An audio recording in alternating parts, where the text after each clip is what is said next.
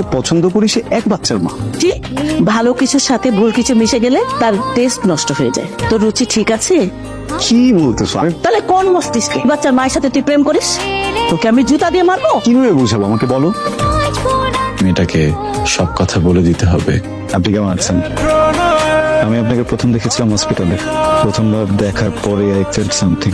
বলে না প্রথম দেখায় ভালোবাসে। আমি আপনাকে ফলো করা শুরু করলাম, আর এরপরে আপনি যখন আপনার বাচ্চাকে নিয়ে আমার চেম্বারে আসেন, দেখেনি একটা মানুষকে ভালোবাসতেই পারে, এটা তো খারাপ কিছু না।